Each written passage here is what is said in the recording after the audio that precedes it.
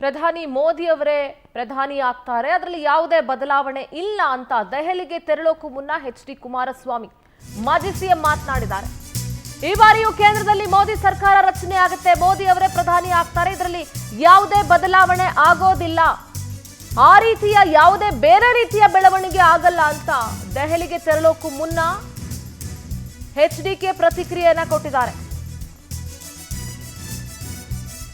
ಕುಮಾರಸ್ವಾಮಿ ಅವರು ಬಹಳ ದೊಡ್ಡ ಮಟ್ಟದ ಅಂತರದಲ್ಲಿ ಗೆಲುವನ್ನ ಸಾಧಿಸಿದ್ದಾರೆ. ಅಮಿತ್ ಶಾ ಬುಲಾವ್ ಹಿನ್ನೆಲೆ ದೆಹಲಿಗೆ ತೆರಳಿದ್ದಾರೆ ಕುಮಾರಸ್ವಾಮಿ. ಈಗಾಗಲೇ ಎನ್ಡಿಎ ನಾಯಕರಿಗೆ ಬುಲಾವ್ ನೀಡಿದ್ದಾರೆ ಮೋದಿ ಹಾಗೂ ಶಾ. ಮಹತ್ವದ ಸಭೆ ಕೂಡ ಇದೆ ಇವತ್ತು. ಇಂದು ಮಧ್ಯಾಹ್ನ ದೆಹಲಿಯಲ್ಲಿ ಎನ್ಡಿಎ ನಾಯಕರ ಸಭೆ ಇದೆ, ಹಾಗಾಗಿ ಕುಮಾರಸ್ವಾಮಿ ಅವರು ಕೂಡ ಹೋಗ್ತಾ ಇದ್ದಾರೆ. ಸಭೆಯಲ್ಲಿ ಪಾಲ್ಗೊಳ್ಳಲಿದ್ದಾರೆ ಮಾಜಿ ಸಿಎಂ ಕುಮಾರಸ್ವಾಮಿ. ದೆಹಲಿಗೆ ಹೋಗೋಕ್ಕೂ ಮುನ್ನ ಅವರು ಕೇಂದ್ರದಲ್ಲಿ ಮೋದಿ ಸರ್ಕಾರ ರಚನೆ ಆಗುತ್ತೆ ಅಂತ ಮಾತನಾಡಿದ್ದಾರೆ. ಸಭೆ ಇದೆ ಬ್ರದರ್, ಅದು ಬರಬೇಕು ಅಂತ ಹೇಳಿದ್ದಾರೆ, ಹೋಗ್ತಿದ್ದೀನಿ ಅಷ್ಟೇ. ಎನ್ಡಿಎ ಸರ್ಕಾರ ರಚನೆ ಇವೆಲ್ಲ ಆಮೇಲೆ ಮಾತಾಡೋಣ. ಸಾಯಂಕಾಲ ಸಭೆ ಇದೆ ಬ್ರದರ್, ಅದು ಬರಬೇಕು ಅಂತ ಹೇಳಿದ್ದಾರೆ, ಹೋಗ್ತಿದ್ದೀನಿ ಅಷ್ಟೇ. ಎನ್ಡಿಎ ಸರ್ಕಾರ ರಚನೆ ಇವೆಲ್ಲ ಆಮೇಲೆ ಮಾತಾಡೋಣ.